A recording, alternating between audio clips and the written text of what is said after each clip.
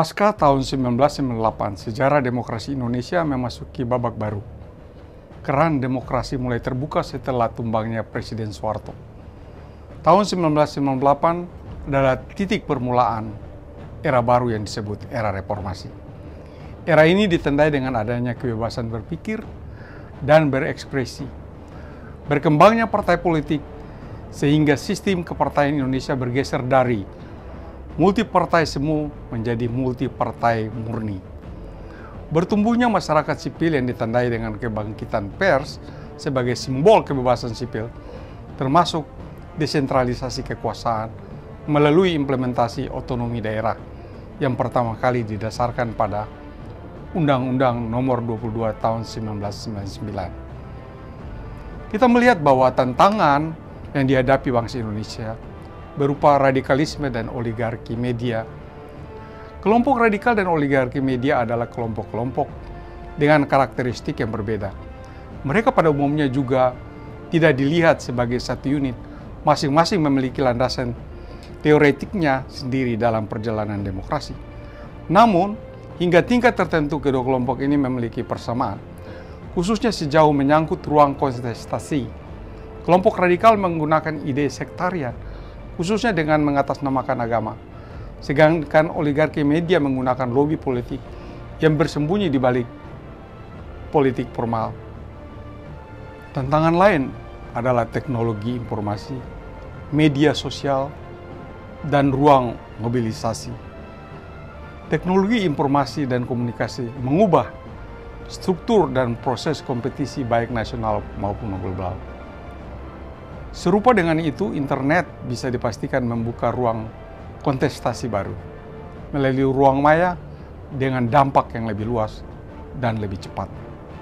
Politik generasi muda. Kita melihat bahwa popularitas pemerintah tidak disebabkan oleh kegagalan atau kekurangan berhasilan memenuhi tuntutan publik, tapi karena meningkatnya harapan publik. Demografi berubah, generasi muda hampir dapat dipastikan memainkan peran yang penting dalam politik Indonesia. Hambatan, euforia pendirian partai politik. Amandemen konstitusi membuahkan beberapa hal positif untuk institusi demokrasi, khususnya terkait dengan pembatasan masa kerja presiden, peningkatan bobot keterwakilan politik, penguatan landasan konstitusional untuk perlindungan hak politik rakyat, ataupun institusi baru seperti Dewan Perwakilan Daerah dan Mahkamah Konstitusi. Semua ini merupakan instrumen untuk membangun check and balances yang lebih baik antar cabang kekuatan negara. Namun, dalam praktiknya yang menonjol adalah dominasi kekuasaan Dewan Perwakilan Rakyat. Sebagai lembaga legislatif, DPR memiliki kewenangan yang besar dalam pengangkatan pejabat publik, seperti anggota Komisi Negara, Hakim Agung, Komisi Yudisial, Badan Pemeriksa Keuangan, Komisi Pemberantasan Korupsi, Mahkamah Konstitusi. Lalu, yang terbentuk kemudian adalah dominasi DPR dalam sistem ketatanegaraan Indonesia. Untuk membahas masalah-masalah tersebut, sudah hadir bersama saya dua analis politik, yaitu Dr. Boni Hargens dan Dr. Kusnanto Anggoro. Terima kasih Pak Kus, terima kasih Pak Boni sudah hadir kembali. Pada kesempatan ini kita akan membahas tentang dinamika politik Indonesia. Ada beberapa pertanyaan yang perlu saya sampaikan kepada bapak-bapak berdua sebagai seorang analis politik yang terkenal di Indonesia saat ini.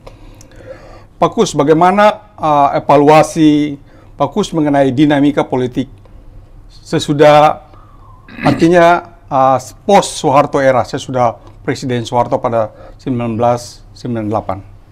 Ya, dalam 20-an tahun terakhir saya kira kita juga dihadapkan pada sejumlah pasang surut ya tentang capaian demokrasi. Tapi secara umum saya kira dalam pengertian kita kan tidak bisa membandingkan demokrasi dari waktu ke waktu dengan skala yang sama.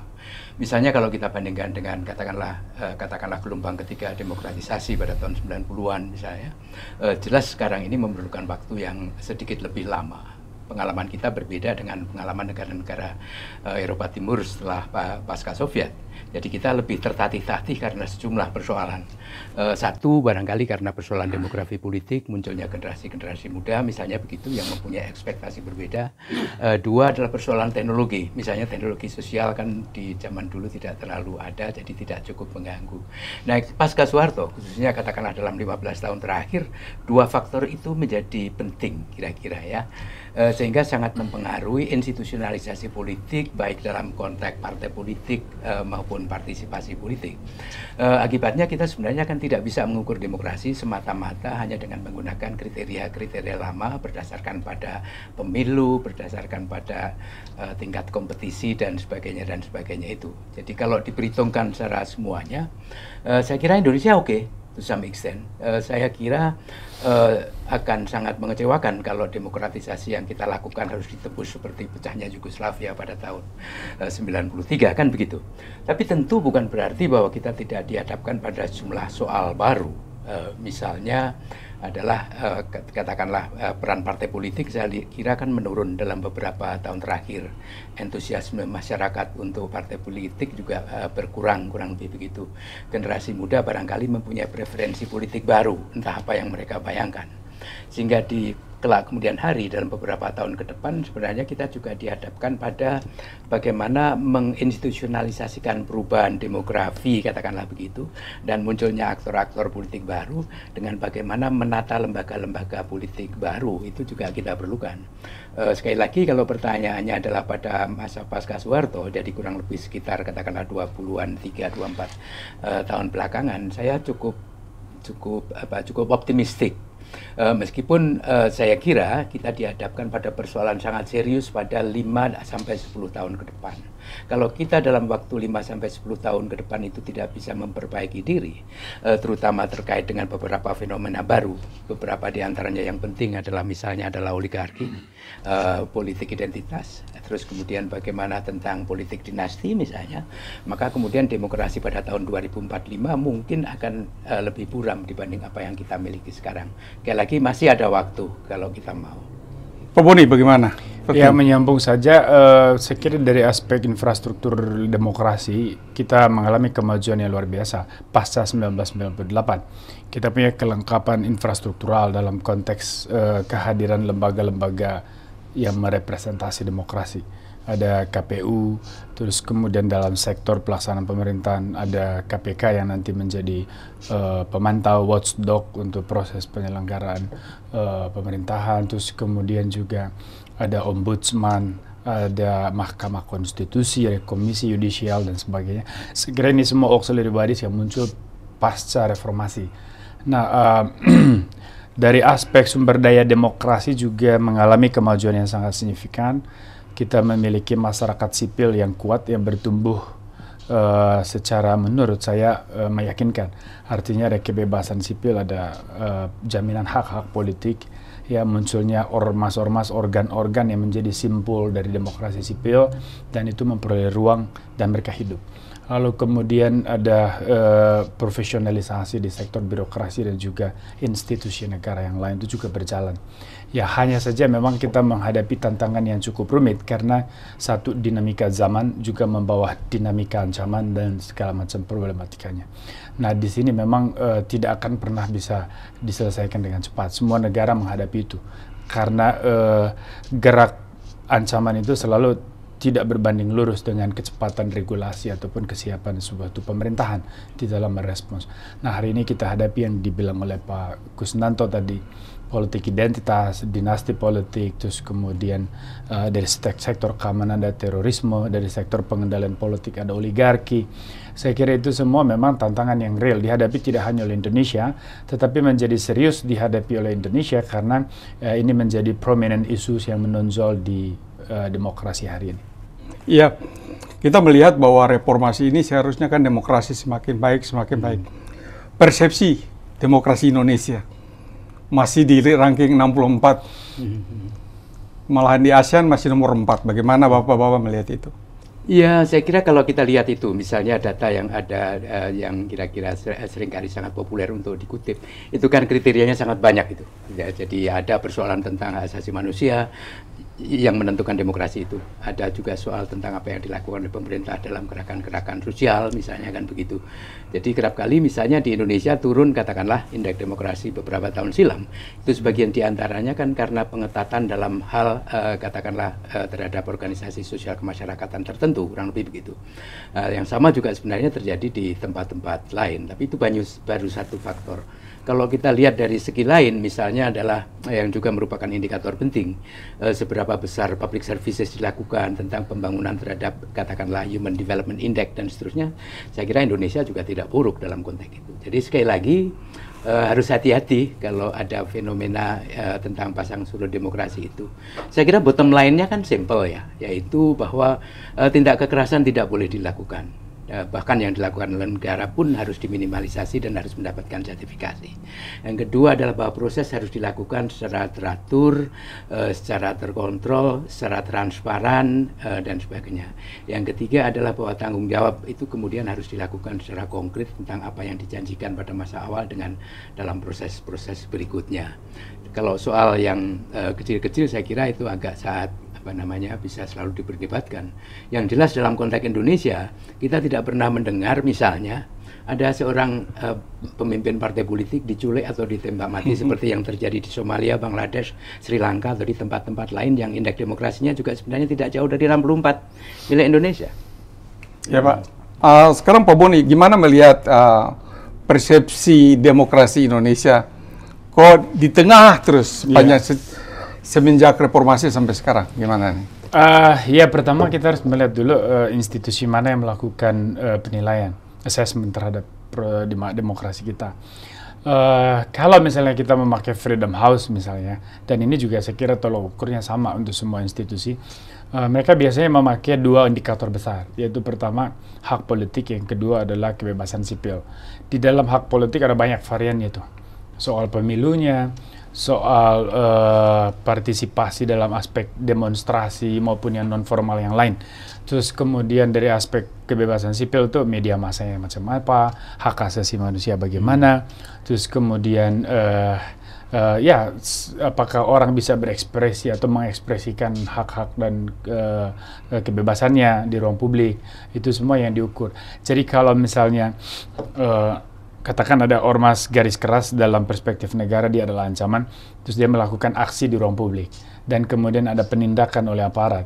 Bagi penilai asesor ini, itu satu penurunan, satu poin minus.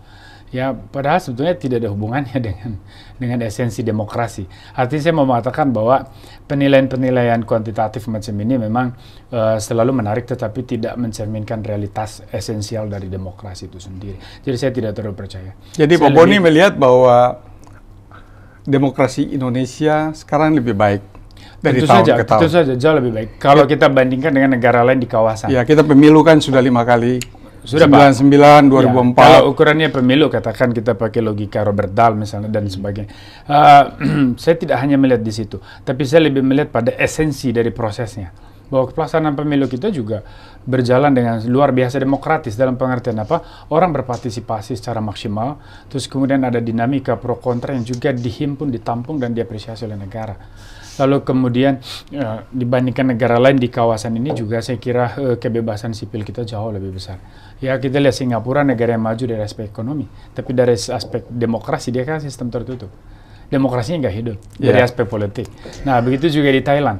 Masih punya dominasi militer, ya meskipun dia sistem monarki konstitusional, tapi faktanya kan bahwa ini oligarki, yang terutama oligarki yang berbasis yang juga berkoalisi dengan kelompok militer Thai, itu relatif mirip dengan penguasaan politik di Myanmar dan di beberapa tempat di kawasan Asia Tenggara. Artinya bahwa Indonesia jauh lebih maju dari aspek kualitas demokrasinya sebetulnya. Ya, sekarang kita berbicara tentang partai politik, koalisi partai politik, dan demokrasi itu sendiri. Kita tahu perkembangan sekarang menunjukkan bahwa dinamika ini sangat cair dan kita belum bisa menentukan arah. Kira-kira seperti apa demokrasi atau kekuatan-kekuatan politik ini akan menuju 2024 contohnya. Gimana Pak Kus melihatnya? Iya, masih terutama secara formal saya kira kita masih harus menunggu dalam beberapa minggu ya untuk munculnya beberapa koalisi itu. Tapi ya saya kira kita dihadapkan pada jumlah soal yang juga sebenarnya cukup serius. Satu di antaranya saya sebenarnya tidak melihat ideologi partai, kecuali beberapa partai politik ya. Praktis semua partai yang ada itu sebenarnya sama.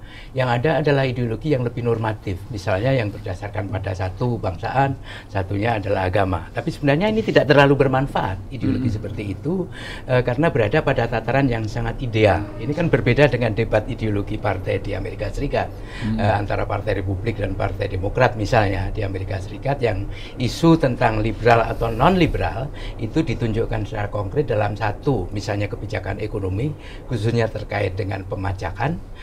Dua adalah orientasi politik luar negeri, misalnya begitu, bagaimana hubungan dengan Eropa dan seterusnya. Ini kan sesuatu yang bisa diukur di Amerika Serikat. Dan di Inggris sebenarnya juga sama. Kelihatan perbedaan antara partai buruh atau partai konservatif. Di Indonesia ini nggak kelihatan. Yang kelihatan cuma label ya, label katakanlah yang satu ideologi kebangsaan, yang satu ideologi agama, tapi sebenarnya ini tidak mencerminkan bentuk konkret dari program-program partai. Nah, akibatnya massa saya kira tidak bisa memilih pada tataran itu. Yang mereka biasa dan bisa lakukan terbatas pada bagaimana pengembangan diskursif tentang kampanye, tentang kemudian janji-janji dan seterusnya itu yang belum tentu dilaksanakan karena partai memang tidak mempunyai ideologi pragmatis atau practical ideology dan juga tidak mempunyai program kerja yang mapan. Agak susah. Gimana Pak Boni melihatnya? Ya, sebetulnya pengelompokan partai politik di Indonesia itu memang juga tidak bisa dilihat dari spektrum ideologi karena agak cair dan juga banyak yang tidak jelas. Ya, ada yang cukup menonjol, misalnya PKS, dia jelas mengambil sikap sebagai kelompok populis sayap kanan. Terus kemudian ada PD Perjuangan yang jelas dia menganut prinsip nasionalisme yang garis keras. Terus kemudian ada Golkar, dia mengambil posisi moderat, tapi sebetulnya akhirnya jatuh ke posisi yang abu-abu. Orang melihat ini partai yang bisa ke kiri, bisa ke kanan. Lalu kemudian ada partai lain coba menumpang di segmen moderasi itu, di tengah. Tetapi sebetulnya mereka juga tidak konsisten dan agak fleksibel. Dia bisa kompromi dengan kelompok kanan, dia juga bisa kompromi dengan tengah. Nah, ini partai-partai kebanyakan ada di situ. Nah, tapi kalau segmentasinya dilihat dari pola Pak Kusnanto tadi, ini sektor nasionalis, ini sektor religius, agak sulit juga. Memang mudah kita lihat begitu. Kiri dan kanan, kanan dan tengah saja. Katakan kiri ini nggak ada lah di Indonesia ya, atau sedikit. Tapi agak sulit juga karena partai-partai yang berlogo agama pun juga kemudian merangsek ke wilayah tengah. Mereka ingin merampas pasar kaum moderat. Dan mereka juga meskipun membawa simbol agama, praksis politiknya juga sangat sekuler. Ya, kita lihat korupsi politik di elit PKS, korupsi politik yang melibatkan P3 misalnya. Ini semua sebetulnya representasi dari jati diri partai-partai ini bahwa simbol agama digunakan hanya untuk menjaga basis pemilih, tetapi karakter partai dan kualitas dari praksis politiknya sangat sekuler. Ya.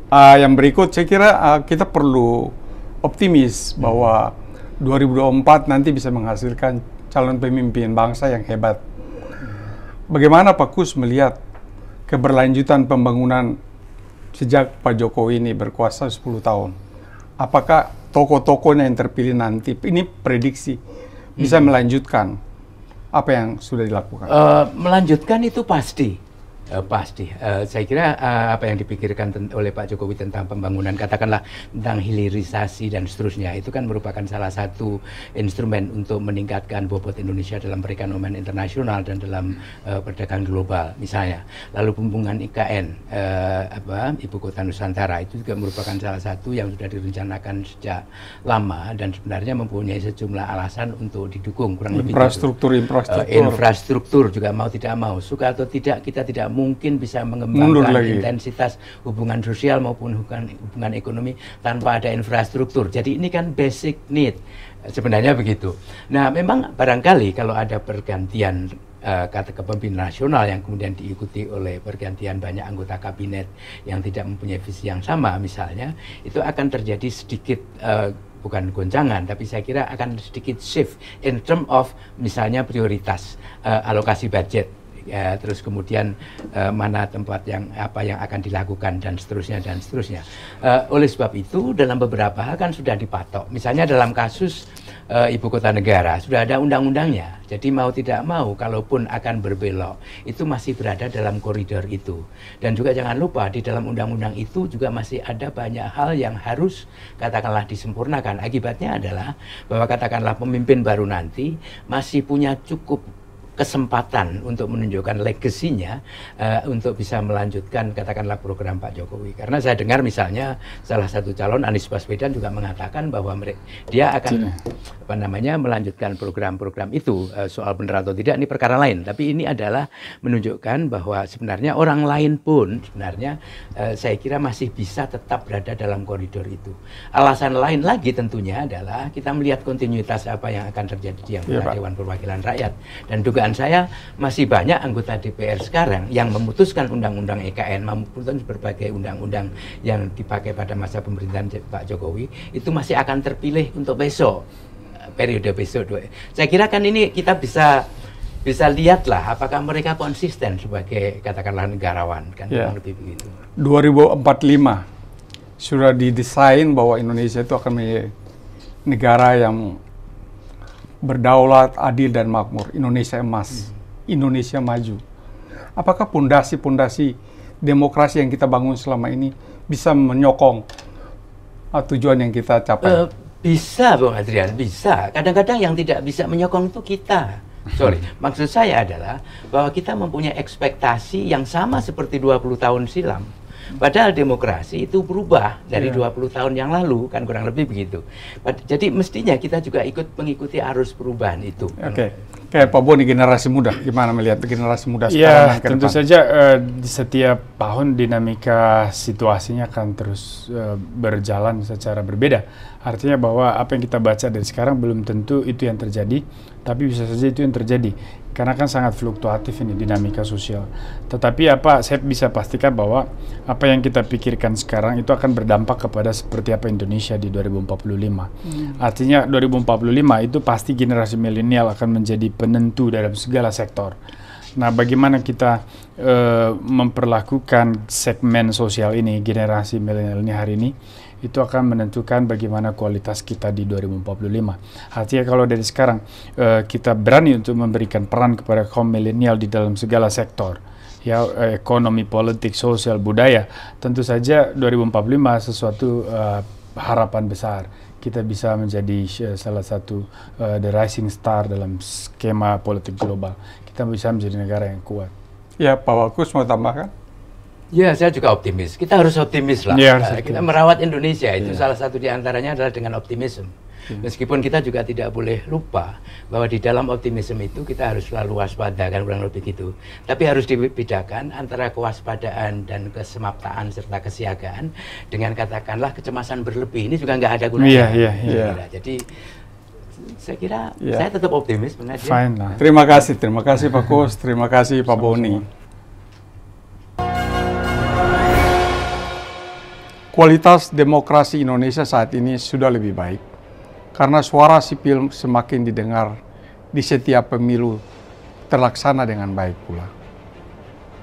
Demokrasi pada 2045 bisa lebih suram apabila Indonesia tidak mampu mengatasi tantangan dinasti politik, politik identitas, dan kepentingan kelompok oligarki.